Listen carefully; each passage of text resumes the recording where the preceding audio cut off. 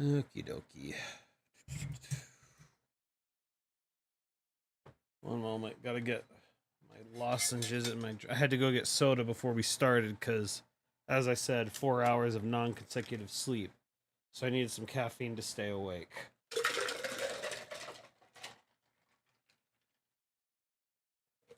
It's Dr. Pepper. It helps me.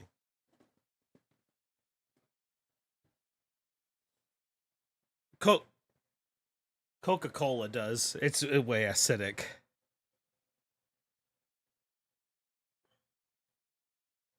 Yeah.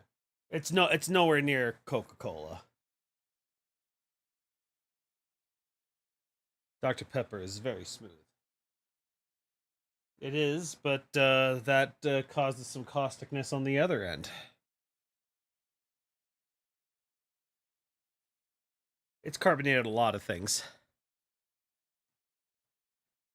It has some prune juice, it has some caramel, it has some yep.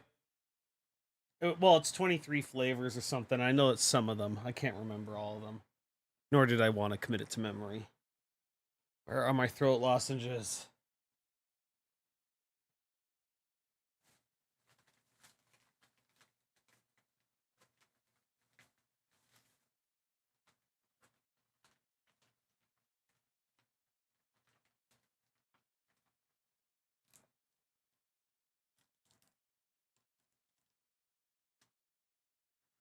All right, one in the soda.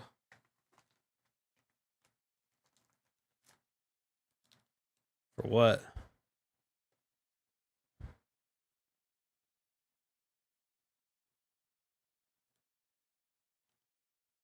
Oh.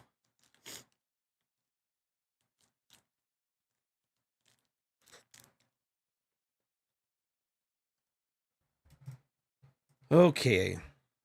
Well, let me get the announcements out and we'll get started because we're starting late due to my disorganization.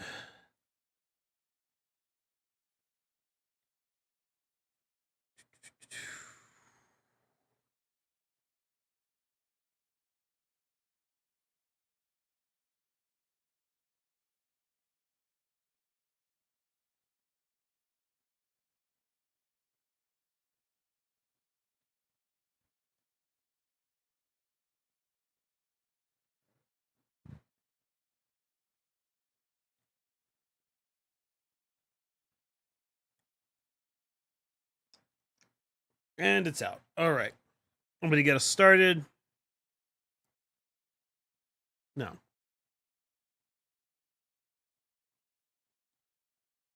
I had only heard about this game, and then the 2020 Game Awards happened, and it was nominated for like everything. And I said to myself, wow, if an indie game is nominated for everything, it must be really good. And I was about to go on a trip, and so I bought it for my Switch and figured, yeah, this will be a good time to get to play it over the Christmas break and everything. I had no clue that this was going to become one of my favorite games of all time. Welcome to episode 74 of I Think We Overleveled, where Hades 2 is coming out tomorrow, so what a better time to talk about the original, one of the games that I have put the most time into, Hades. Ludasar. Yep, tomorrow at noon Eastern time. Yep, 25th. And so I've been playing the alpha of Hades 2, but we're not here to talk about Hades 2. We're talking about Hades 1.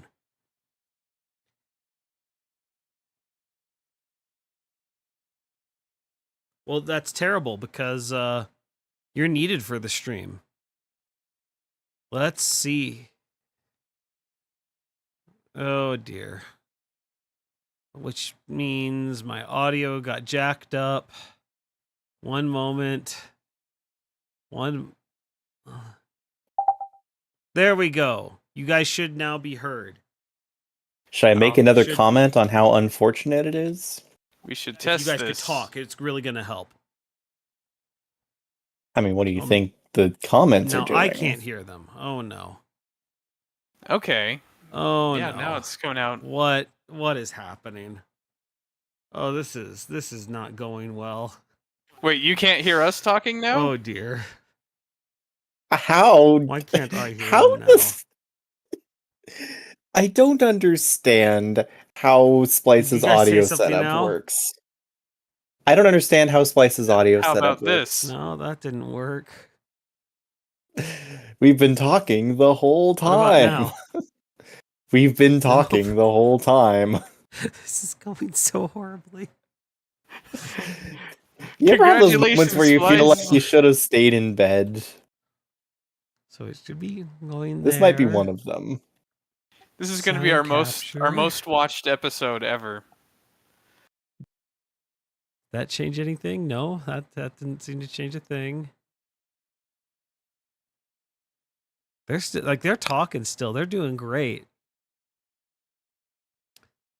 They can clearly hear me because they're clearly responding to things I'm saying, but for some reason, this is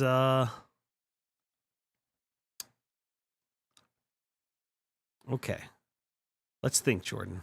Let's put our noggin together. We go to audio.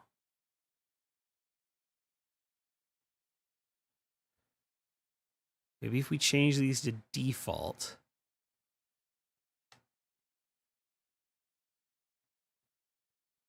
Then I click apply.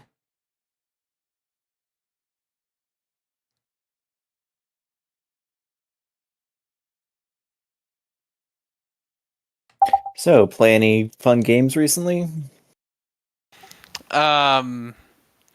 I finally started the Factorio Space Age expansion. Well, that's fun. But I haven't gotten far enough to see any new content, so it's just more starting That's fun. over. All right, I And think I I am solved also it. I think I fixed it. I am also hearing us on the stream, so that's Okay, excellent. yeah, I was able to hear us earlier, but it seems Yeah. like Splice can hear me now. Okay. Yes, I can hear you guys now. I don't know Good. what happened. I don't know what I did different. I was about to co-opt the stream and talk about a new shadow drop, but we can go into that later or never. All right, I'm gonna start over again. No, you're not. Yes, I am. All Okay, right. you are. That was just our irregular pre-show chatter. Yeah. All right, so in what is definitely the first time we did this and without any audio issues, in 2020, I saw the 2020 Game Awards, and this game Hades was nominated for basically everything. And I was like, oh, if it's an indie game nominated for anything at this award show that clearly favors the AAA studio, it must be good. And I didn't realize it was going to become one of my favorite games of all time. And with Hades 2 coming out tomorrow, we're here on episode 74. We're talking about the original Hades. Mithril, Lunisar, how are you doing now that I can actually hear you? A+ takes. Doing all right. Doing fun. Ready to talk about a game I haven't played in a couple years, but did remember having a dang good time with. Doing pretty busy myself. Trying to catch up on sleep, get stuff done, have ideas, and work, and balancing having a bunch of children on top of that. So, psychotic and crazy. Much like a certain game where you have the denizens of the underworld just attacking you from all sides. Yep. No, I this game, first of all, this game is responsible for me falling in love with the roguelike genre. Did you not play Slay the Spire before this? So, Slay the Spire, I've never fully felt was a full roguelike. In the terms of what I think of. It is. I don't want to say it's not. But this is what gave me my love for it. I think my appreciation for roguelike came from Rogue Legacy, if you've played that one. I did not. That was one of the not original roguelites of the new era, but one of the earlier ones. Yeah, I very much enjoyed it. Because I like a game with progression, And so, pure roguelite, pure roguelike games, often kind of frustrated me more than interested me because I didn't like the idea of having to start over constantly. But having some progression of previous runs affecting your abilities in the subsequent run was very appealing to me. Even though I guess one of the earlier roguelites I couldn't get into, actually, now that I think about it. Um, yeah, Breath of Fire 5, Breath of Fire Dragon Quarter, now that I think about it, that probably was my first roguelite game, but considering it was part of an RPG series, having a RPG magically turn into a roguelite was very off-putting. Um, Whereas, a game like this is, a much more contained experience and is not a full-on RPG. So, Well, and the thing that, and this is where I really want to talk about it, is I don't know if I've played any game that, because it explains the gameplay loop in universe so well, where you're a god of death, so you keep reviving and you're trying to escape. And even when you escape, you don't.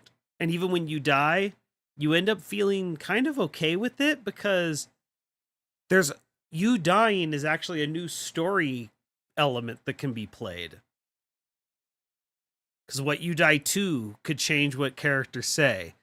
What you like, where your progression of your story is with different characters can change based upon if you've died.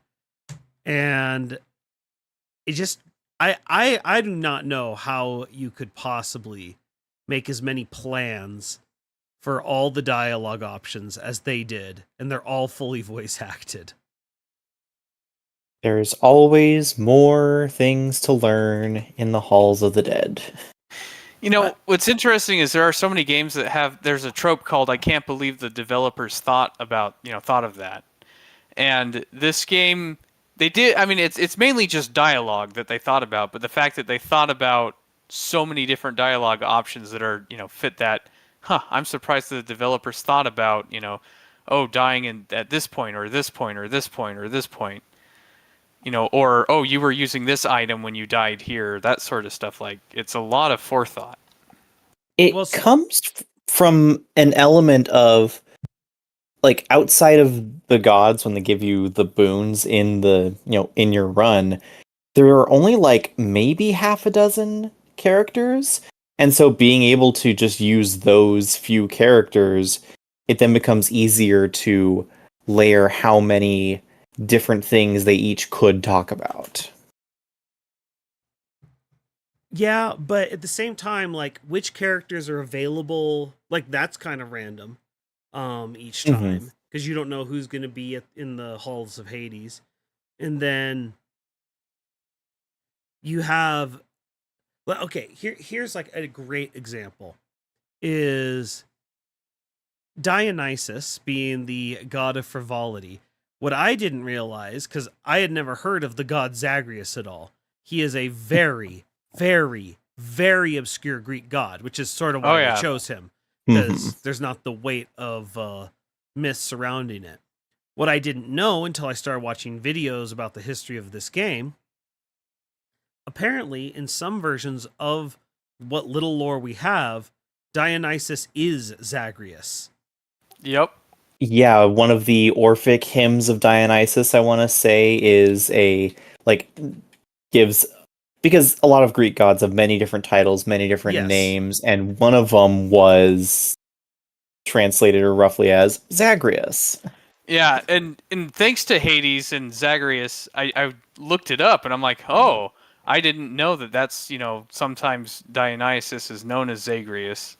Well, And I think but this is what you're getting at is Yeah. a certain dialogue, right? they played with it because Orpheus is a character who writes songs, and Dionysus at one point after you've recruited Orpheus and he's now back at the house of Hades, Dionysus is like, hey, I want to play a prank on Orpheus. Let's tell him we're the same guy. And it's such a random one-off bit of lore that almost no one knows about, but they decide to play with it and even have one of Orpheus's songs be about that. It's insane. I also want to point out this was nominated at the Game Awards for Music of the Year, and it lost out to the Final Fantasy VII Remake, which I still think is cheating because it's Final Fantasy VII Remake. But the other thing it was up against was Doom Eternal, so Mick Gordon. So you have Mick Gordon, you have I don't know how much Uematsu worked on the remake stuff. At the very minimum, it's his stuff remixed. Yeah, yeah. I mean, and then you have Darren Korb's amazing stuff for Hades. I mean, to be fair, I very much listened to the FF7 remake soundtrack more than this, but yes, it is semi-cheating because it's already a well-established classic just being remixed with live instruments. But yeah, so it was a good year for gaming music. Anyway, it was just one of those things that as I was looking, like, what were they up against? Oh, wow, now, that's a rough one. Though, speaking of the music, one thing I actually found interesting is how, there's the music for the Supergiant games, they use like the same singer each time. And so when they created the character who's Orpheus's muse, what's her name? Eurydice. Eurydice. That they used the singer that they've used for all their previous games and this game to voice Eurydice. And so she's singing when you come into her chamber, and then when she talks, I'm like, whoa, they actually got the singer to do the voice acting. I thought that was a nice touch. It's so interesting, too, because, so not only is Ashley Barrett the voice of Eurydice spoken and sung, because at the end, In the Blood is sung by Eurydice and Orpheus. Yep. Orpheus is voiced and sung by Darren Korb, who is the composer of the music. Oh, I didn't know that. It's fantastic. No, I love the music in this game. Though I do have to say, I don't know what they did with Orpheus's character design. It just looks weird in every way possible. It's clearly meant to be an homage to Death from from Sandman. Oh, okay. Oh, yeah. really? Oh, if you go look up Death, I have not heard Death. Sandman. Look up Death from the Sandman comics, and you're like, oh, holy crap, that's Orpheus. No, it's the other way around. It's clear. I think what they were going for, if I'm honest, I think they were trying to make him look sort of David Bowie-like. I mean, this does look like David Bowie. And let me just refresh. Orpheus, Hades. Yep, nope, that is Orpheus. Let me post images. Okay. But yeah, it's clearly a send up to that character and his design. But anyway, to the point. The music for this game is so good. But as we were discussing, everything in this game feels like progress, even dying. Which is like, it is such an achievement when it comes to what you're trying to do with a roguelike. Because you keep trying to make things more and more difficult. And so you're going to die a lot. Well, we need to find a way to make so that dying isn't the worst thing in the world. You get something out of it. Because you're going to be dying a lot. And it's both mechanical and story as well. Like, no there are a lot of has plot threads. Explained itself better than this one. I mean, Rogue Legacy has a decent, like, it's decent because it is story and it is mechanical, but it's far less complete than this one. Well, this one's just so self-contained. It's like, wait, why is why is it always different? Well, it's designed to keep people in hell, so it's always changing.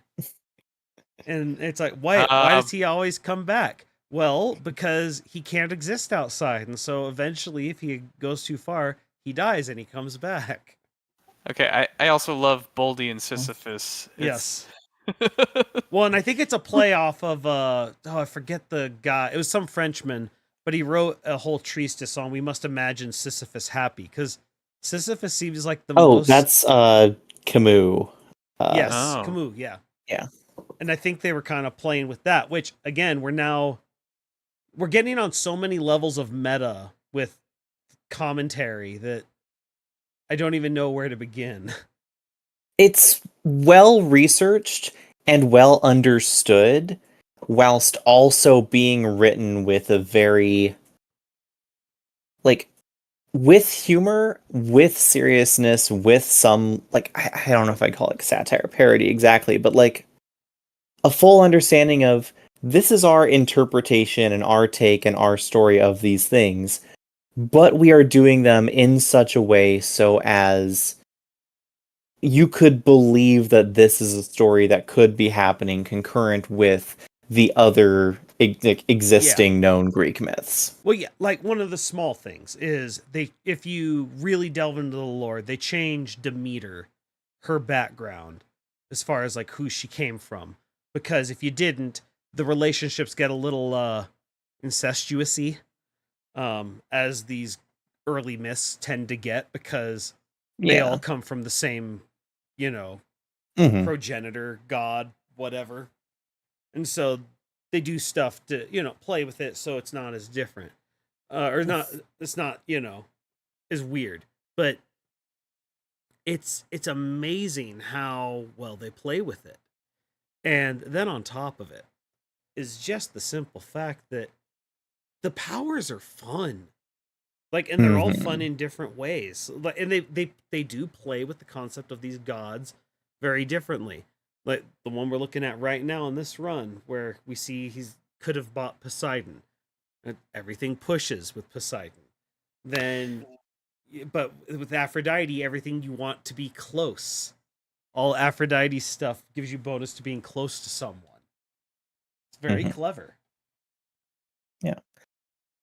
It's very interesting because you have that there's naturally sort of like, you want to build up synergy in any sort of roguelike run, but having a lot of those synergies be focused on this god gives these boons and these boons interact well with each other makes a lot of thematic sense for then why these things have synergy, and then naturally leads people to finding some of these synergistic builds, when I think a lot of times roguelikes can be, for lack of a better term, even a well-designed game like Slay the Spire can have some issues where a player who's just kind of exploring around doesn't really know this card plus this relic plus this, like, whatever equals really good combo together. But by having a lot of these be like, hey, you can mod your weapons and you can do these different god boons, but a lot of the boons synergize either within the same god or like between two, Yeah. Well, heck, makes they a lot even more sense and they gets a lot more people trying them. they even have the Well, duo powers that literally synergize. well, that and Hmm. also it's tricky to balance it because you often could get stuck in like first order optimal strategies that people never try and experiment away from, and then there's the other side where a game can become too solved, and people just, oh, I only want this and this only, which they negate somewhat by having some level of randomness in what Yeah, abilities you can get, but there's at the same time, I also feel like there's so many viable strategies that you're not stuck on just one, optimal strategy that is the only one you ever want to use. yeah, and something that it does is really smart is for your first several runs, you walk into the first room. It's like the safe room, but like right, you've started your run, you've picked your weapon, and there's going to be a different thing right there, something you've not encountered before. So, like I said, for first 5 or 6 or whatever runs, you're like, oh, hey, here's uh, a fishing rod. Sure, okay. Here's a a hammer for your weapon. Oh, I've never seen one of those before. Here's a new god boon. I think Demeter only shows up once you've completed the game once or something, or I like believe gotten so. to the last zone once or something like that. And it's like, ooh, this is something brand new, and it's like guaranteed to spawn for you first time after you've unlocked it. So it's like, oh, I want to try that. Well, and if you have any understanding of the lore, her showing up, you're like, oh wait, her being in this game really complicates things. And then it's also Yeah. really cool because they make her all ice themed and winter themed, which makes sense because if Persephone is missing, it is currently winter. Yep. Yeah, which is weird because when I first saw it, I'm like, whoa, that's so weird. I think of Demeter as the exact opposite, except, as you said, if Persephone's missing, then it is winter. I'm like, oh. Yeah. So I thought that was kind of a clever way to play, like, even have Demeter's powers be a play on the lore. Yeah. Well, and Very much so. The other thing that's so, like, it's just clever is, so you're talking about build diversity and such, because, you know, you're talking about, you know, if the game's solved, people only want certain boons to do certain things. Well, they have the prophecies that push you to try out different builds, try out new things. And, you know, it's like normally with the shield, it's like, I am not going to try and use the shield's blocking mechanic because attacking with the shield just feels so dumb compared to using the special for most versions of the shield.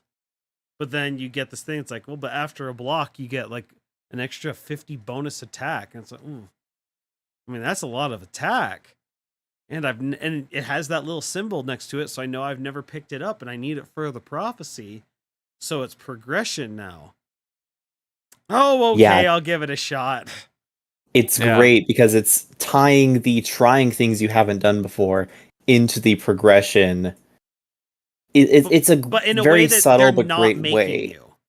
Yeah, you're not forced to. It's like you can still progress, beat the game, whatever, without it. But if you're wanting to go for completionist stuff, if you're wanting to unlock all the different conversations and whatnot, you really want to. Yeah, well, and then on top of it, like, I fell in love with specifically Chaos Shield. I love throwing multiple shields around. Bounce. It's fun. It's so much fun.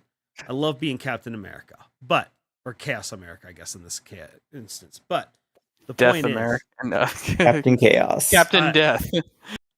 No, there's no way that's not a superhero somewhere. But the thing that I just remember is, now this gets into a different part of the gameplay, is I'm sitting here like, oh, I don't want to, like, because it's like I just want to beat the game, so I just kind of want to play what I'm best at, which is the shield. But they then highlight, it's like, hey, but if you use this weapon, there's a bonus to resources right now. And it's like, I do need those resources. Okay, I guess I'll use the sword.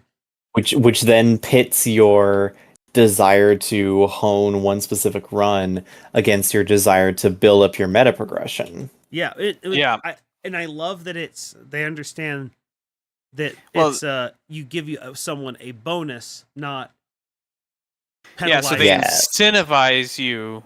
Well, I mean, a bonus, I mean, that's in the eye of the beholder, because technically, from one perspective, not taking the bonus is a penalty, but it's not. Not all of us are min-maxers. Not depicted that, but because there are times where I'm like, oh, I want to use the shield, and it's like, well, crap. I guess I need to use the sword, or else I'm gonna be penalized. Like, I've actually thought of it that way, but I mean, it's incentivizing mixing up your gameplay. It hooks into that element of FOMO with also enough knowledge of like, look, even a run that goes all the way to completion is going to be like 2 hours, maybe. So even if you're using a weapon that you're not used to, it's not gonna. You're not going to be forced to use it for that long. Well, and you might find something you actually like for once. Yeah.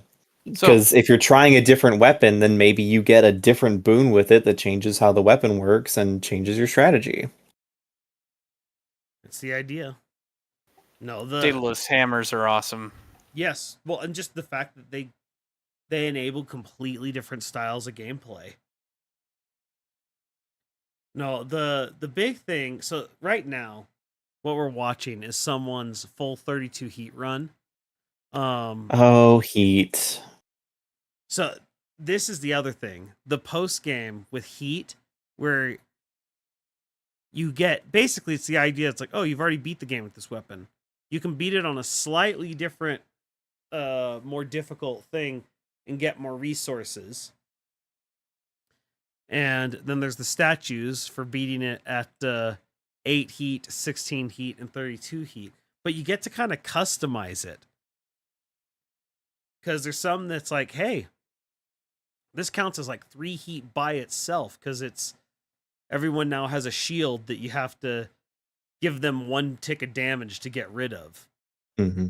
My favorite versions of the Heat transformations were the new boss fights. Those okay, when I was just trying to get 32, at first I did that one because it's like 4, but holy crap, trying to beat the game. Some of them. Hades, him suddenly getting another Death Defiance, and suddenly your screen vision gets so small. Welcome to phase 3? Yes, it's like when that happened, I'm like, oh no, because I got rocked. I was not I ready for it. remember raging so much, getting to Hades and dying, and getting to him and dying, and then finally beating him, and then trying with the higher heat levels, and just no. It was No. not going to I'm happen. trying to think if I've done the alternate. I don't know if I've done that Hades fight. I can't remember. I don't think I ever got to the Hades alt fight. I first know of all, that I got to first time- the Furies. The first time he stood and up, Kraken. when I had like, yes, I got him, and then he death defies. What? He can't. And then I realized, oh wait, I'm invoking his power when I do it. This is literally, dang it. I can't even be mad. In fact, I now feel so dumb for not seeing this coming. Mm-hmm. Yeah, there is truth to it. Yeah, makes sense. Hey, I'm curious, have you played any of the other Supergiant games like Bastion or Transistor? Play a little bit of Transistor. I didn't play Bastion at all. Are they I've also roguelites? listened to the soundtrack for Bastion a lot. I don't believe you would define them as roguelike. I've only played a little bit of Bastion. I didn't get very far because I but I wasn't haven't playing actually with. played them. I didn't get very far because when I first played it, I was playing on a keyboard and not a controller, and that game is really designed for controller. And I keep meaning to go back, and I keep forgetting to. But yeah, so I don't believe Bastion is a roguelike. I believe it is more of a just kind of set story path. I think Hades might be their first roguelike. Yeah. Okay. I mean, Hades 2 is going to be the first sequel. So, but that's the thing about Supergiant. They polish. Mm-hmm. Which is interesting because they did release Hades and now Hades 2 first in early access. Yeah, and it's been in polish early access is for a not year and a known. half. And weird as it sounds, polish is not what early access is known for. Well, even their early access is pretty polished. Mm-hmm. Now, granted, they had a bunch of stuff where it's clearly like art asset incoming at some point in the future. Here's our really rough draft of what our sketch looks like. They label quite clearly what is not finished. It's been very interesting being someone who's been playing the early access because holy crap, they overtune their first versions of boss fights so hard. Overtune, really? Yeah. Oh, yeah. I've not played any of the early access stuff. They have been the first version of the boss fights have been so difficult, and now that I've been through some of the patches, it's like, oh my goodness, this is so much easier than before. Which I actually think is probably the correct strategy to go with because making everything harder just feels so much worse. Yeah, that's fair. Where it's like, okay, do it hard first, knowing that the first people to play your game are going to be the diehards who have max heat in Hades 1 and everything. So have you been enjoying Hades 2? Because I have. I mean, I have. okay, because I've just I haven't played it, but I've kind of gotten vibes that it's been a letdown compared to Hades 1, but Oh, not to me. The big issue that would be the vibes bad is basically, so without going into spoilers, but in Hades, whenever you beat Hades, you went and you would go see Persephone. It's clear that whenever you beat the final boss, there's something that's supposed to be there for it, and the game just says, "Oh, and then you suddenly died because it's not your time yet," type of thing. And so it's clear it's like, okay, they're holding back the lore stuff. And so there is a key component of the game that is just missing, the story progression. Hmm. And so now your relationships with the characters at the hub world are progressing just fine, but you can't really progress the story. So there is a key feature that's been missing the entire time. learny. Yep. But I've been very intrigued with the just what they've built with it, because part of the issue is, okay, how do you build upon Hades gameplay, which is just universally praised, but don't make it so similar that everyone's like, okay, why did you make this game in the first place? Yeah, it's like you want to make it feel like its own game and not just DLC, but you also want to make it feel like it's a sequel and not just a random different game. Yeah, well, it's like, why are you playing his sister? Like, what's the deal with that? And the answer is because things have happened, and she's been raised by Hecate, who is the goddess of witches. She is a witch, and that lets her do things that no one else can, because witches in the universe they're building kind of break reality. And Oh yeah, so, they went like the whole like connection with chaos and whatnot, right? it's not chaos; it's more the moon. But which Selene is a goddess in this that we deal with, who has a very different set of boons that she offers compared to everyone else. It's interesting, but it's a more traditional like witch thing they're going for. Like, there's a cauldron, you brew spells, and spells change how things work out in the world. Okay. And you use it to help overcome things that you wouldn't be able to do otherwise. Okay. And when you Yeah. and it's again, I don't want to go into spoilers, but when you see what they're up against, you understand why you need witches instead of gods. Interesting. It makes a lot of sense. And the great thing is, Melanoe, his sister, she's both. Mm-hmm. And so her whole thing is she sits betwixt two worlds. And I like her because there's kind of a naivety to her. Feels good. Fun. And I can guarantee the music in Hades 2, just as good as Hades 1. Yeah, from the bits that I've heard, it's just like, they totally know what they're doing. The other thing they do that I like, so you have your attack, which she has completely different weapons than Zagreus. She doesn't go. He uses what do they call them? The infernal arms. She uses the nocturnal arms. Okay. So she has completely different weapons. They tend to be a bit more witchy. Like, her main weapon is a staff and stuff. But instead of, he has his attack, he has the special, and then he has the cast. Well, her cat, like, he would just shoot out blood, and then which god he gets changes how it behaves.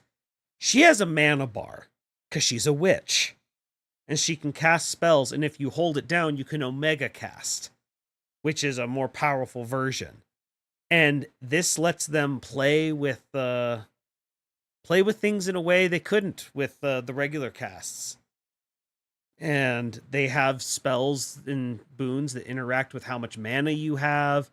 They have spells that give you something really powerful, but they lock you out of a certain amount of mana. Spells that recharge mana. Sounds like they've taken a lot of inspiration from the way that other ARPGs, I'm thinking specifically like Path of Exile, have treated mana systems or resource systems as, yeah, you can spend it to do stuff with it, but there's other more interesting stuff we could be doing with it. Yeah. Let's try that as well. Well, and they're bringing in different gods that do different things. It's pretty cool. I like it. Yeah. But I've so mostly been no spoilers on it, like limited spoilers on it, because like I want to play through and experience myself. But learning about like vague mechanic stuff, well, and I consider not spoiler, but like teaser. one of the big things, and this is the part we don't know as much about, but one of the big things that whenever you bring in a new character into a sequel, and it's like, okay, well, wait, what about the character I like? Because it's like, what about Zagreus? I want to play as Zagreus. Why am I playing as this rando? And they do a good job of, I think, building up without tearing down. Okay. Where they like she's not better, she's different. Mm-hmm. And yeah, she is built for what this problem is, and because she's different, we get to do different things that are fun. And that's the bigger thing, is the different thing is fun too. Yeah. Ultimately, it's a game. It's supposed to be fun. Yes. And but it's a hard balance to strike, both with Mm-hmm. lore and gameplay. It's not easy. But all her weapons feel very different from Zagreus's weapons. And then on top of it all, just we get to have fun with seeing some characters who return, some who don't. They do different, like, so we have the mirror in this game, which is your most of your progression of making you more powerful run to run. They do a tarot card system for the next one, so they're playing with it. It's really cool. Mm-hmm. And again, fits the witchy theme. Familiar but distinct. Yeah. Well, and then the other thing that, just looking at this, I haven't delved too far into it. Their version of Heat is apparently somewhat different in this game, but not fully. But the thing that I love about the Heat in this, we were discussing, is you can kind of customize it to your ability. So the reason you want 32 Heat is there's basically an in-world achievement for it. They don't have it in the actual achievement list because Supergiant did not want people to think you have to do this to get 100%. Like this, there's like, this isn't reasonable 100%. The high heat challenges have always been kind of ludicrous, of like, these are only for the diehards. Yeah, well, so the thing for me, I got 16 Heat, and I did 16 Heat pretty easy. I tried to do 32, and I couldn't do it. And so I kind of gave up on it. And then I saw a video this person put out, which I started laughing because it was like, what about full heat? Where literally you turn every heat up to maximum. And they're just asking the question, is it physically possible? Can humans actually do this? Doesn't it go into like a weird, like almost like 100 scale or some nonsense? At 64 is the full heat. 64 is full. Okay. Yeah, 64 is full heat. I can't remember who did the video, but basically it was all about how they did the math, and there's like, 64 heat is basically mathematically impossible for humans. There's like, looking at all the weapons and all the boons, there's basically only one weapon that could even, in theory, put out enough damage for you to do this. Because remember, at full heat, all the bosses have their full abilities. You only get one boon every single time you pick. You get one option because the others get axed out. Then every time you leave a floor, you have to sacrifice a boon. Like, it's just required. And you're on a very strict timer. And you have to beat all the floors in under 6 minutes. Like, it's, and on top of all the fact that everyone has more health, everyone hits for more damage, everyone has 2 shields and everything. So there's only even one build that could mathematically put out enough. And didn't someone do it? Well, it was, so they did the math. The only thing you could possibly do it is you have to get the the version of the shield that you can send it out, and when you hit the button, it slowly returns to you. And it's like, and you would have to get this very specific Daedalus hammer, and you'd have to get this very specific Zeus boon, and then you would have enough. But to get to all that line up, well, all the pros, all they heard was, so you're saying there's a chance. Classic. So they started doing seeded runs to make sure that they got those things, and just said, okay, let's just see if we got the nuts, could we do it? And then someone did it, and then they said, oh my goodness, this is possible.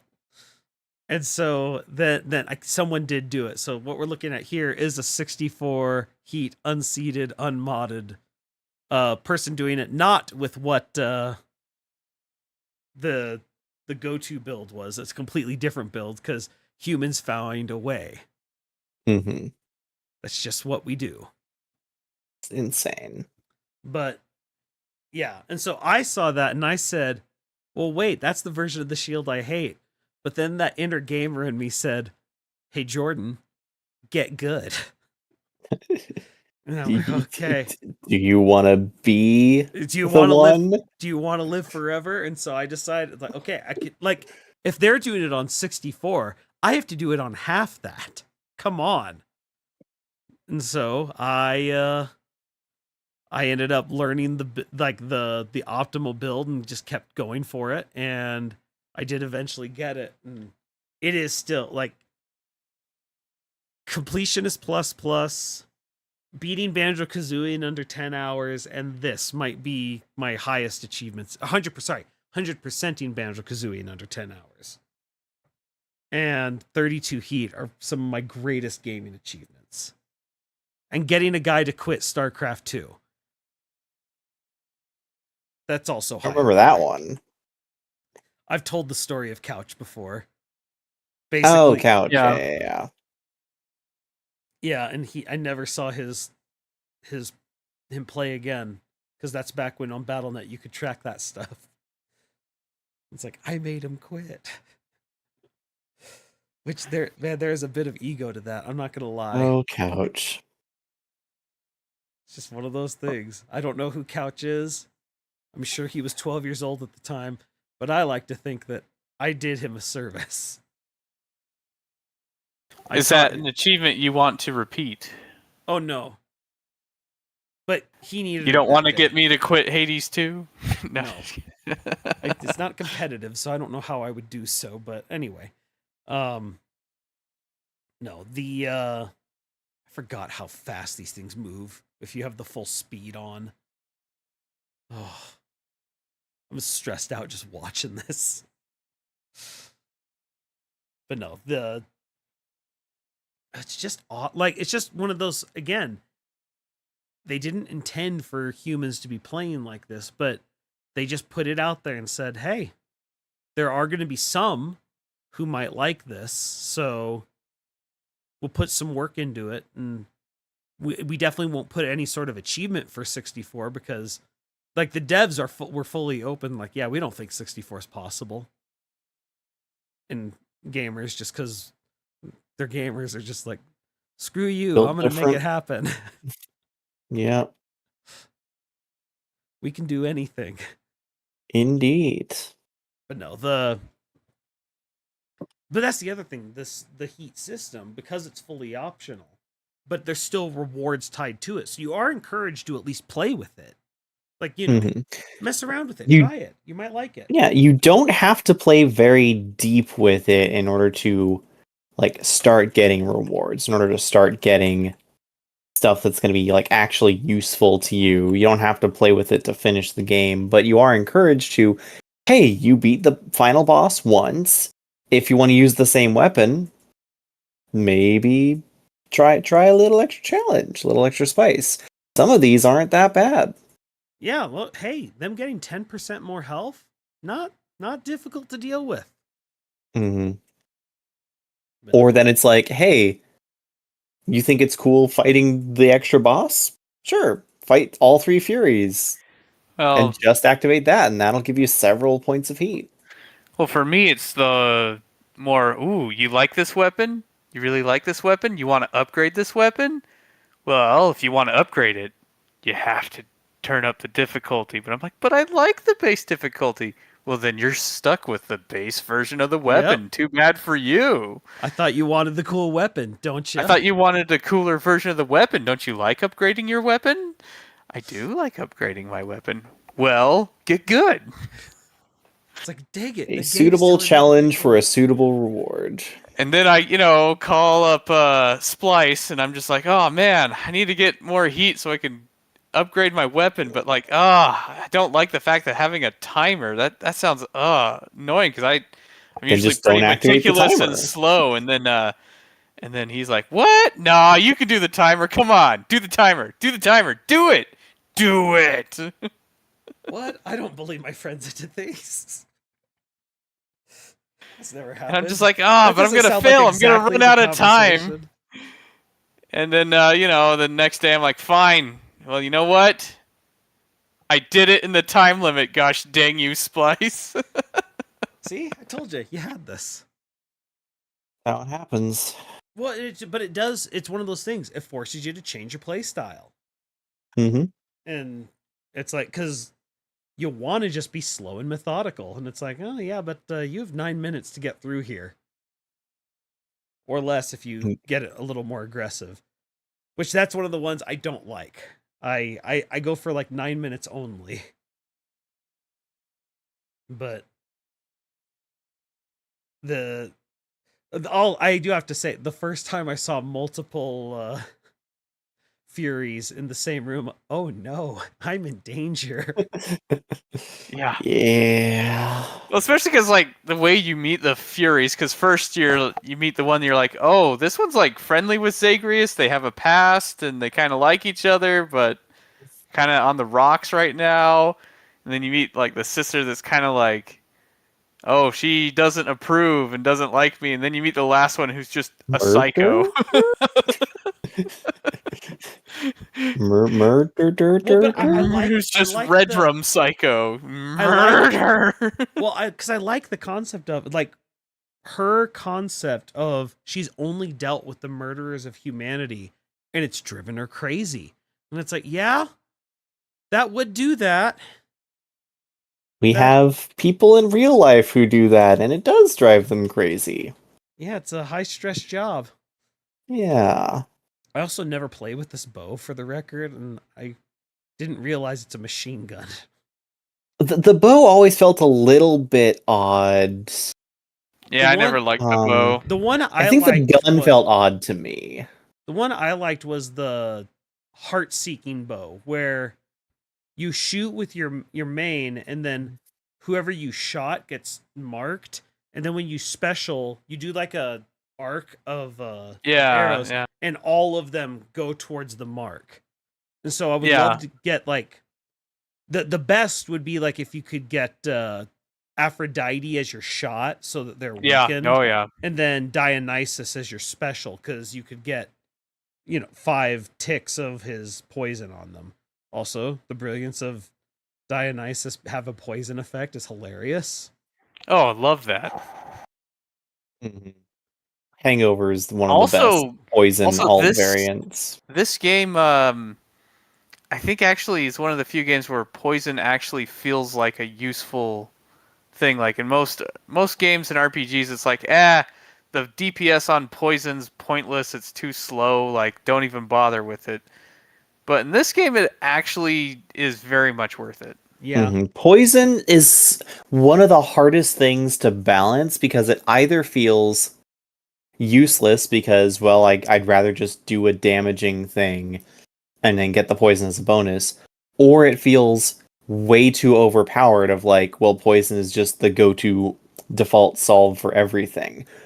Hades makes it feel like, okay, it's a perfectly viable strategy, and certain builds, especially if it's like rapid fire multi-hit, then you're stacking it on and building it up. It's specifically really good against bosses. Mm-hmm. Well, yeah, because that's the thing. I feel like they have Dionysus to be the one to synergize with fast attacking weapons, and then they gave Ares with the Doom to synergize with the slower, hard-hitting weapons. Yeah. And I kind of think that's, nice that they have different ways to, benefit a different play style. Well, and then on top of it, I like their duo. If I remember correctly, maybe I'm saying this wrong, but I believe the way it works is if they're affected by doom, the poison starts ticking faster. Mm-hmm. Whereas the Aphrodite and Ares, if they're afflicted with both, doom just keeps ticking until the weakness effect stops. Oh, I love that one, and I'd get that one all the time. That's one of my favorites. Well, and it's also, again, because like if you go to their the Greek lore, because when you get, that's the other thing. Every time you get a duo thing for the first time, it has a unique dialogue commentary, between the gods, and you have to do a fight with it. Yeah, Aphrodite is just talking about, Ares, I believe love and war work so well together. And if you know the lore, it's like, yeah, because you two had an affair together. Yeah, aren't they married in the No, lore? she's married to Hephaestus. Ah, ooh, eesh. Okay, yeah. So it's like it was complicated is what that is. It's let's also hot be real, mess. and they address that in this. They're Greek gods. Anything that moves is on the table with these things. Where it's like, and this is also something that I will say, coming back to the way that they've designed, not just design like the visual character designs, but then also the visual character designs.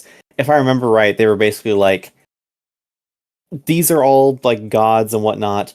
Let's just make everyone as attractive as possible, stylized, attractive. But also character-wise, what I'm saying, it's like, yeah, they all have their own personalities and whatever, but they all fit in with pre-existing personalities, can map onto existing lore and whatnot. There have been other things, other modern takes.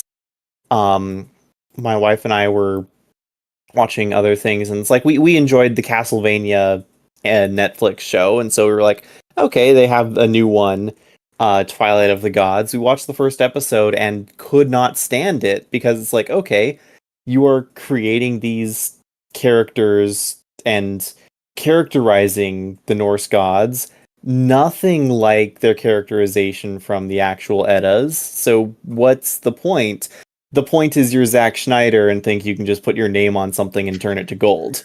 Yeah, no, it's rare for me to see a piece of media that I dislike, but it also is one of those things of like, oh yeah, no, Hades is an example of basically turning the gods into your own OC version of them, but it works. And that's an example of doing that, but it very much doesn't work. So it's not a golden pass of like, oh, you can just easily do this and it's perfect. Hades does it really well. Well, it's actually really hard to do it well because, in my opinion, I couldn't stand the Netflix Castlevania. Like, I'm a huge Castlevania fan, and I think 2 episodes of the Castlevania Netflix. I'm like, I am out. I can't stand this. This is garbage. I hate the writer. I don't want to experience anything written by this writer ever in my life again. Interesting. The first season is incredibly rough. It gets a lot better, but I agree the first season can be a beast to get through at times. But the biggest thing is... But anyway.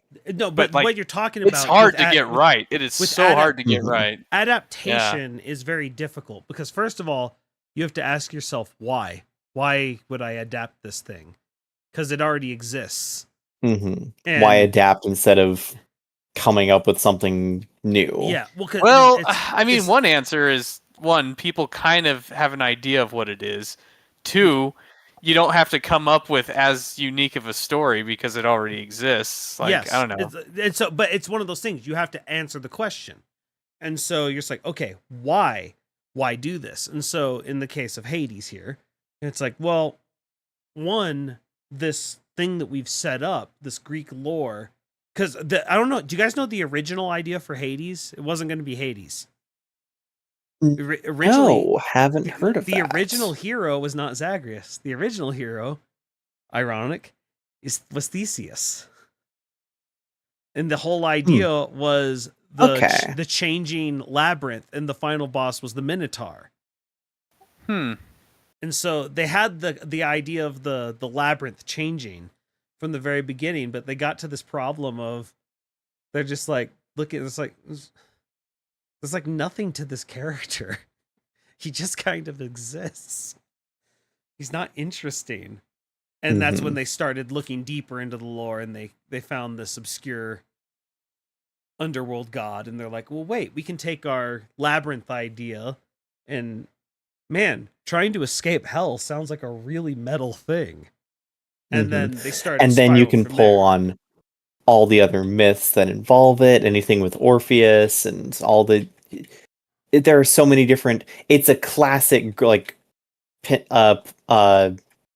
Greek tragedy archetype, and it's just so many different things they can pull from, whilst also maintaining their own uniqueness. Yeah, well, with because it. everyone's done an adaptation of the gods, and so it's also something that it's, like it's not horrible to do your own take, because it's not like it's this thing that's never been touched before. So you're kind of allowed. Well, Whereas, I mean, it's thousands of years old, so I Yeah. mean, yeah. there's not as much concern about pissing off the fans of the original works. Yeah, Eh, I mean, that's a it- big part of it, and also to be fair, it's like so when something's that old and has been touched so many times, people don't even know what's the original or what Well, like anymore. I've heard people use the term, well, a Sisyphean task, and then I find out they don't even know the myth. They only know the word. Oh my gosh! Mm. Wow! And Wow! because that's how things. that's how core the myths are to just society. That the words have Yeah. now outlasted the myths themselves for some people. Well, and that's actually something I really like about bringing stories of myths back, because there are those things that people like.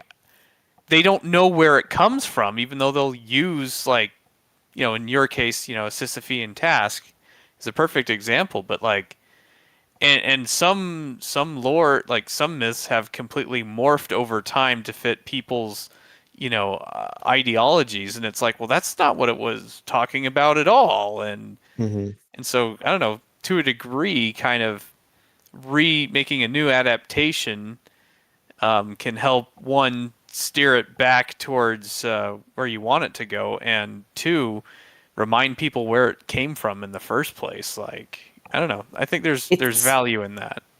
It also finds that very interesting midpoint of balance where it's like, okay, it's the whole death of the author thing of like, Yeah.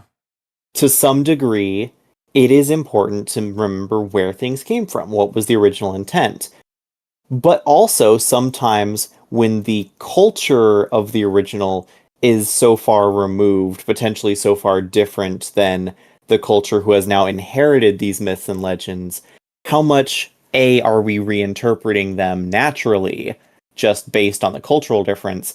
And B, can we or should we reinterpret the myths directly in order to be more culturally applicable to us? It's that weird questioning there that exists that does create some interesting space. And it's a space in which Hades thrives in, because it's like we are respecting the source material very much whilst still telling our own story. Yeah. Well, and the thing that always comes down to, it's like, well, why is this thing, we're okay with it, but we're not okay with that thing over there? And the thing I hate to say, but it's just kind of true, is like, because one of those was good and one was not. I mean, there is Oftentimes. that. Well, and there's also well, I don't know, that there is I was going to say the Shin Megami Tensei rule, but even What's that that? doesn't actually follow. Well, I was just thinking, I'm like, usually if you're gonna mess with mythologies, like Shin Megami Tensei's, that's the persona, right? Yeah. Where it's got gods and demons from all different cultures all over the world, right? As the Mhm. different persona. And a lot of them are things that aren't actively like Greek mythology is not something that's actively worshipped today. And Mhm. when Shin Megami But now, Tensei yeah. and when Shin Megami Tensei like goes into Christianity, it 95% of the time goes more the Gnostic route, where there's no one that actively practices Gnosticism. That's Not considered a not a huge heresy. not a huge amount anyway. Yeah, because it's Yeah. like something that's not inactive. But then I think about, well, I guess Hinduism's still very much in there, and they still do that, and it's like, well, maybe they don't follow that. I guess with Christianity, they just found a way to steer It's away from too much of what's still in practice. But it is a very fine balance when you come to that, because it also comes to different cultures accept or reject that type of thing differently. Where yeah, generally the rule of what's the difference between a mythology and a living religion, oftentimes is it still being practiced today is the biggest is the biggest factor. But other questions then include of like, okay, can we make references or make parodies or make satires or make alternate versions of things? And it's like for some of them, okay, sure. For others, not so much. And for some things, it's like you can use the names, but not necessarily the likenesses or like the stories or whatnot under that. Like Fire Emblem name drops a million different things from everywhere, but very few of them are more than a name. now that you mention it, when I think of Shin Megami Tensei, I actually can think of some things that they will not touch. I've, yeah, I can. Mhm. In Yeah, fact, and I I'm can not think of even gonna one mention them by name because, and I can think of one yeah. thing they do touch, and I had to censor my stream because of it. Why did it look like a phallus? Oh, Oh, yeah. oh, Good old Mara. yeah, the god of bitterness. Yeah. No one warned me. Why did no one warn me? I also uh, think with SMT in particular, there's also degrees of, and this is something that you see in Eastern and Japanese games more so, is that if it is a religion that is closer to them or more practiced by people in their region, their area, they tend to be more likely to dig in a little bit more slash treat it with like levels of respect but also levels of like reinterpretation. But if it is something that is more foreign to them, then it's like they'll usually either not really touch it or only latch on to like the really weird bits. well, yeah, because like I said, for Christianity, they go for the weird, lore stuff that's not considered canon. Um, Hmm. I don't know. They're willing to go into Hinduism a whole lot more than I imagined, but maybe they're just more cool with it. I mean, they go pretty deep into Shinto, but I mean, they can when it comes to like Hmm. Confucianism and Shinto because they very much understand Yeah, that well, more. everything I've seen Because of Bollywood, they go for it too. So That's true. well, They there's probably also do rely on Hollywood for what they can touch. That's a good point. but there's also elements of, like I said, certain religions are more okay with things being touched than others. Like Christianity is very protective and very particular of its own. the I'm trying not Abrahamic to make this be super no religious, but look like, at no the Abrahamic religions. It's true. yeah, All three. Abrahamic religions, super protective, like not necessarily of names per se. You see names from the Bible put everywhere, but you see some of like the more specific stuff. It's like, okay, we're Like Moses what, parted the Red like, Sea with the Beyblade. It makes us yeah, question what was there's going on there. Though events and I will events and say, miracles are more fair game, but also I think they have become genericized by a lot of fantasy coming out of the West. Like the original D&D, or like OD&D, based a lot of the cleric spells off of miracles that came from like the Bible or other texts, whatever. And those have just kind of been rotated in through like generic JRPG-ness, so it becomes generic now. Now, I will say Shin Megami Tensei 2 in particular, it did go places that I think would have. I'm actually. They did go a bit further on, Judaism in particular than I think they probably should have. But Yeah. I'm yeah, not super familiar with all of the things, but like Shintoism being very much now, correct me if I'm wrong, I might be getting different ones mixed up. Is that one of the ones that believes that more like all things have a spirit, or like more like nature is the spirits or I'm of not the familiar at things? all. Okay.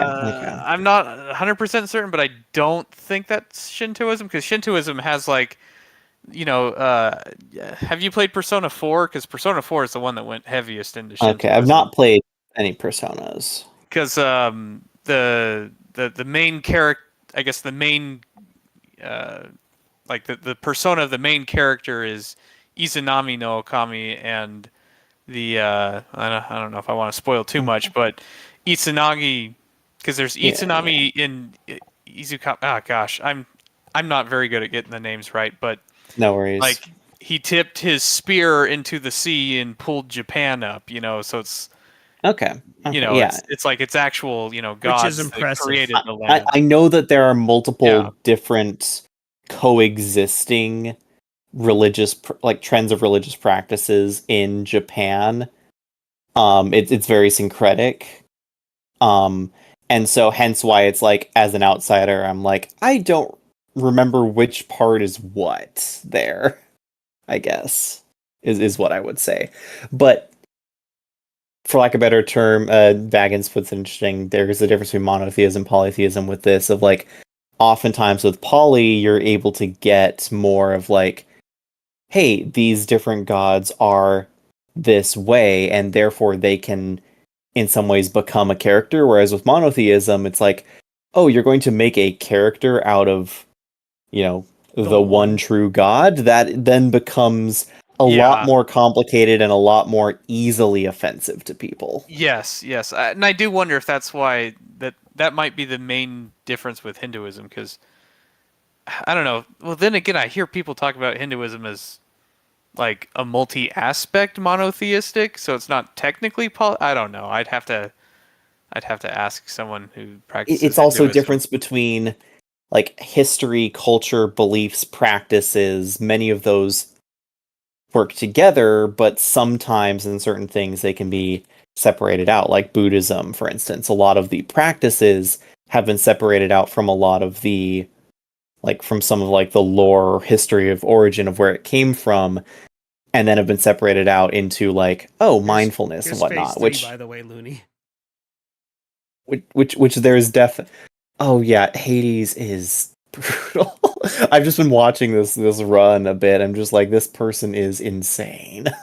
I mean, it's 64 heat, man. They have to be insane. But no, Even using pause buffering, it's crazy. yeah. So, but like to the point with what we're talking about here with Hades, Mm-hmm. and like it's kind of Bring fun it to back, adapt it. please. Well, but like the whole point, it's like, why are we kind of okay with this? I mean, look, let's face it, the Romans did their fanfic long before we ever did anything. Mm-hmm. And so like they've been remixed to Hades and back.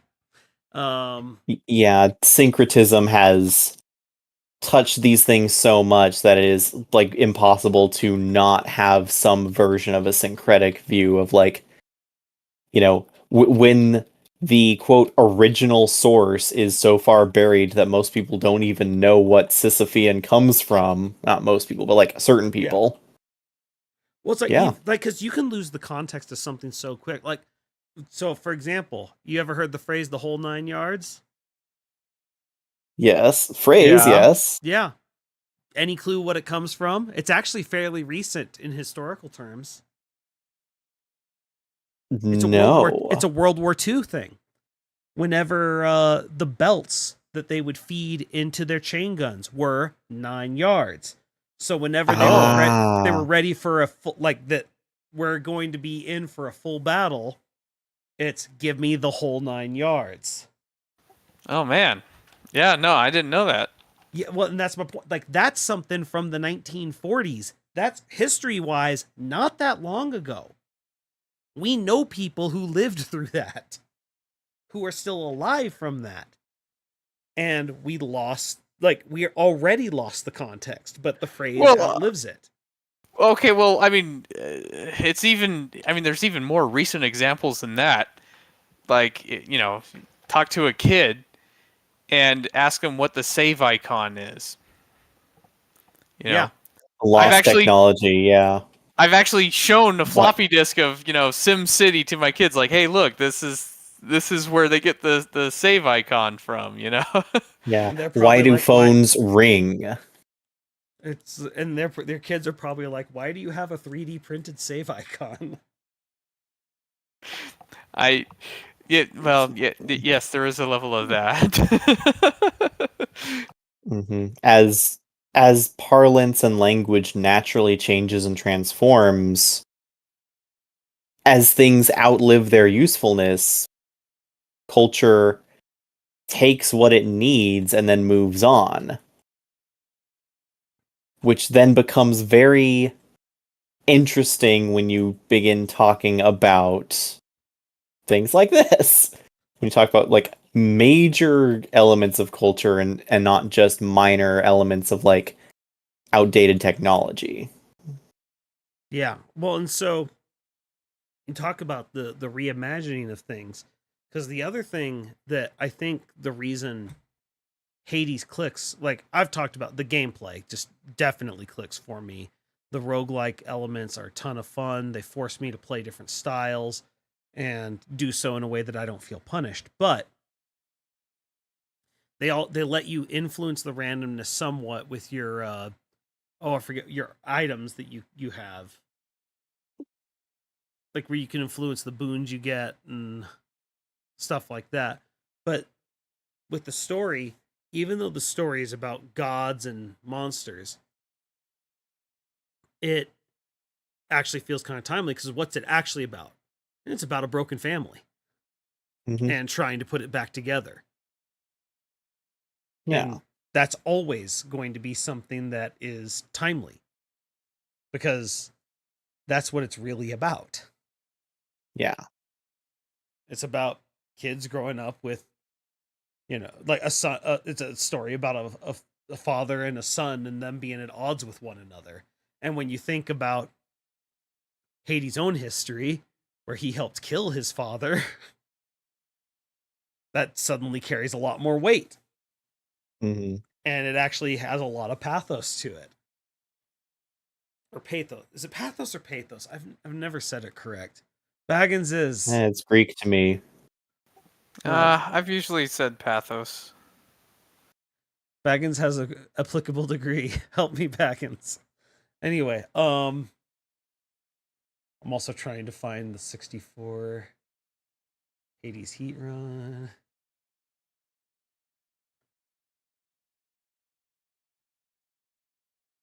Let's see. No commentary. Now, here's my question. After playing a bunch of Hades, are you inspired to read the Odyssey or the Aeneid? Oh, heavens no. I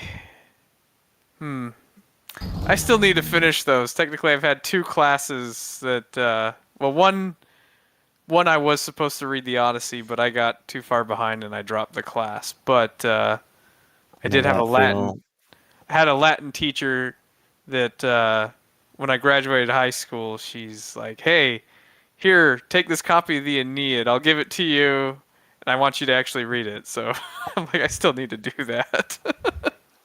How long have you had your master's?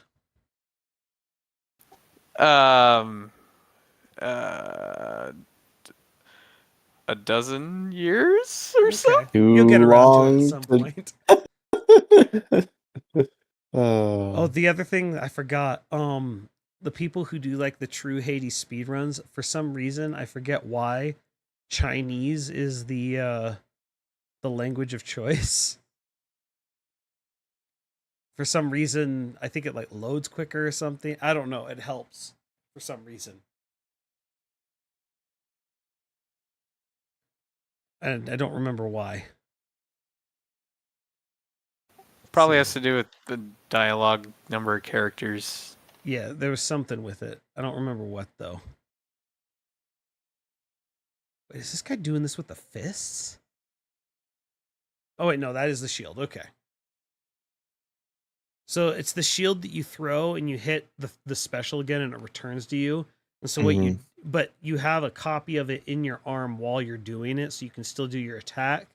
And so the whole idea is you throw it and then immediately recall it, so you get like 2 ticks of the special. And this every time the special hits, you get the Zeus boon that causes lightning to come down and strike as the special's hitting. And you also sneak an attack in. So it's just this insane burst of just stacking as many different sources of damage, hits of damage as possible. You get the Hephaestus hammer that makes it so whenever the shield returns to you, it does a burst of damage. All right, Baggins has a good point. The Iliad, not the Odyssey. Mhm. Yeah, that is true. But that's another one, Achilles' heel. I bet there's a lot of people who know Achilles' heel just because of biology. Well, I hope they know. Sports, but they don't know the reason for it. Because I guess Mithril mentioned the Iliad too. Because I was looking at my shelf, I'm like, what? Oh, that's not the Odyssey. That's the Iliad that I need to finish reading.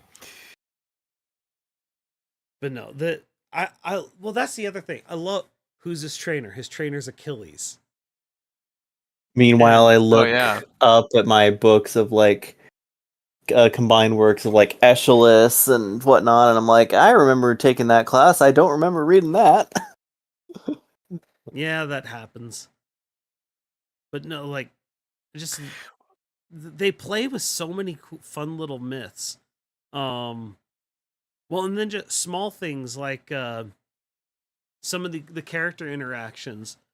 I actually think they do a little bit better in Hades too, because this time your Achilles character is Odysseus, and they play with that. They play with that really well. Okay. And so it's just I'm looking forward to it. They've done a lot in the sequel that gameplay wise I'm really enjoying. I'm looking forward to seeing what they do with the storyline, because that's the one thing I haven't gotten to see so far, because every time because that's the other thing. You want to talk about the Supergiant just puts more polish in their what's technically the early release than most people put in their complete games. All your deaths you get from when you quote unquote beat the game, but you can't see anything, those still have the announcer voice give a whole speech about why you died, even though they're clearly only for the alpha and they won't be there afterwards. And they're things like, the young princess thought that she was going to find out what was beyond the door, but she couldn't because it was not time yet, and patience is a virtue. Oh, that's great. And I'm just like, this is not applicable after the beta, yet they still had him record the lines. It's amazing. That's funny. Which, talk about rewarding the player. If you're doing beta testing for them, that saves them a lot of money because they're not paying for it. So do stuff that makes them feel rewarded for it. Indeed. Supergiant kind of they just know what they're doing when it comes to making games, and they just constantly get rewarded for it. Because, I mean, what's their worst, performing game sales wise? Probably Transistor, I guess. Fire, I think. Ooh, I forgot about that. Yeah. Yeah, not a lot of people fans of, I think it was called like Wizard Dodgeball. Well, what hurt Transistor sales was that it was PSN Plus, so a lot of people got it for free. Yeah. But That's true. That's they true. would have gotten Hard to see. something for it. But at the same time, it even It's still, hard to look at raw sales numbers when stuff like Game Pass or PSN Plus are a part of it Yeah. as wholly accurate data. Not wholly accurate, but like, you know what I mean. yeah, fully visible data. It gets more complicated. Yeah. But the other thing that I like, it's just the fact that they keep their team small. They haven't, like a lot of these other studios that saw success, tried to expand. They just said, "No, we'll keep our team small and keep and so their downsides is just so low." I think that is the ultimate secret to success for these studios is to not. Well, I mean, there's actually an entire book I read about that. People often talk about, oh, you should read Jim Collins', Good to Great, right? But he wrote a sequel to it called How the Mighty Fall. And 9 times out of 10, you know what kills a successful company is they grow too fast. They see success, they get a lot of money in their coffers, and then they say, "Oh, we need to grow. We need to get bigger. We need to get bigger. We can do more." And that's often the wrong decision. And it ends up killing and choking the company and destroying the creativity, put too many cooks in the kitchen, and they forget what made them successful in the first place. Well, and the other thing is it creates distance between creator and consumer once you start getting more and more layers of management and such.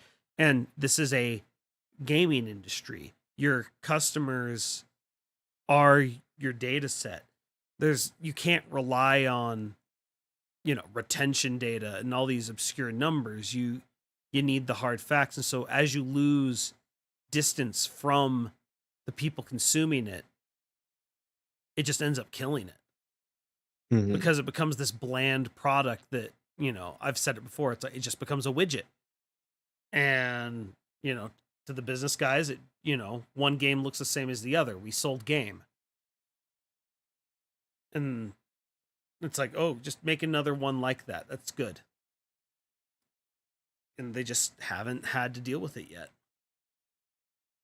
And so I think keeping teams small and keeping your expenses low, you just also keep your upside high. Like, because their expenses are low, they can afford to just sit there and let a game be in early release for a year and a half as they really fine tune it. Because there's not a pressure to release it right now. But that can also be a detriment as well. It's like, well, we have enough money in the coffers.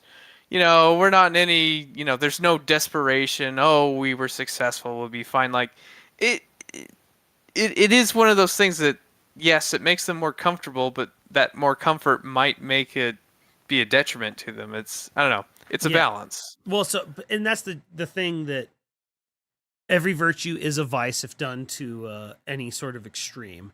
It's the whole, it's like, oh, they expanded too quick. Yet at the same time, we tell people strike while the iron's hot. And there's always a counterpoint to anything. It's why any business advice is only good up to a point. And at a certain point, it's wrong. But the thing that I like about Supergiant is it's clear they're dedicated to the craft itself. And so they want the game to be as good as possible. And unlike some other companies that I feel they get lost in the sauce a bit, they said, no, we just want this game to be good.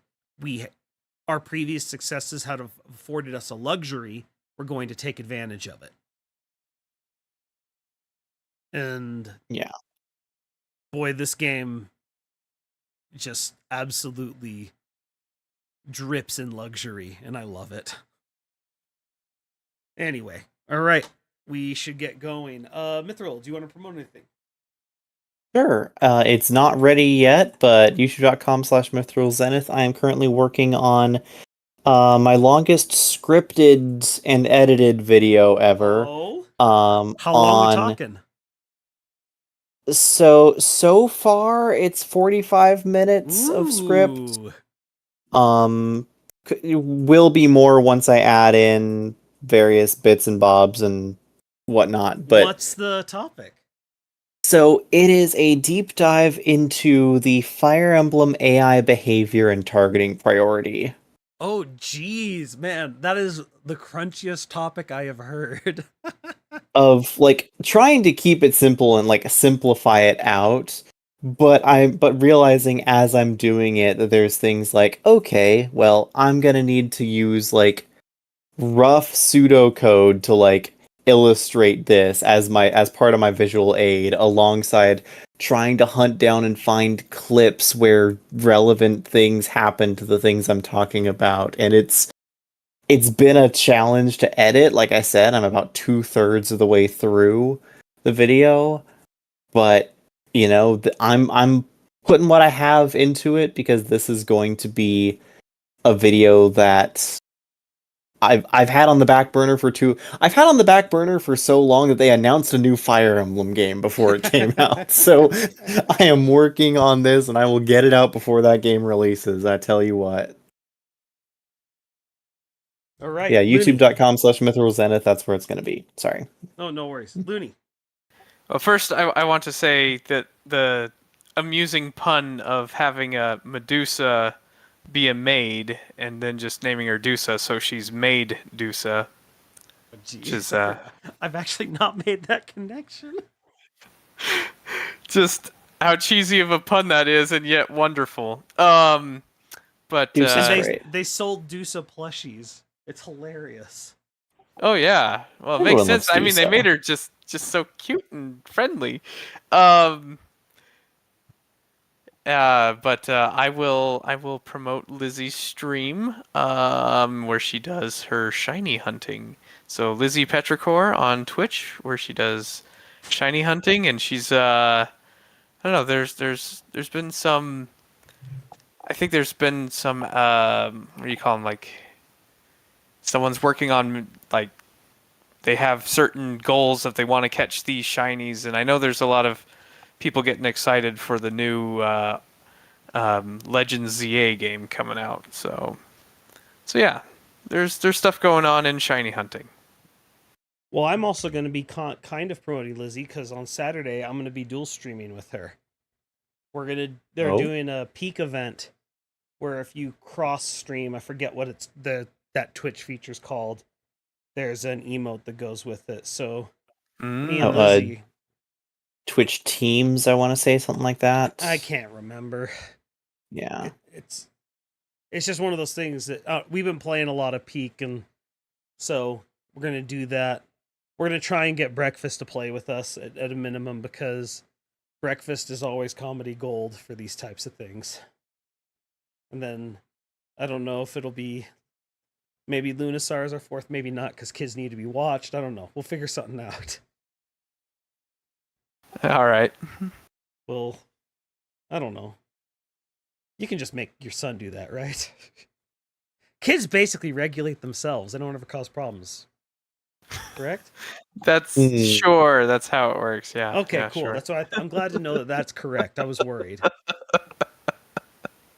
All right. No, I did overhear a little bit of you guys playing with Breakfast the other night, and It was a yeah. ton of fun. Mostly because Breakfast was freaked out by your wife's appearance because she has this zombie look. Well, I also heard where he got the tick on him, and Yes. and my son pulled it off, and he's like, "Oh, but here, let me feed it to you. You're hungry, right?" No, I don't want to eat. It's like, dude, it's just a game. Like it's all it does is Breakfast heal does this. the best. He gets in character and lets himself react the way a normal human would. Like when he's sitting there at a ledge and there's your wife who looks like a zombie with wolf ears for some reason. And she's got her hand outstretched and he's like, that is not comforting. Very, very simple stuff. Anyway, this has been awesome. Oh, anyway. I think we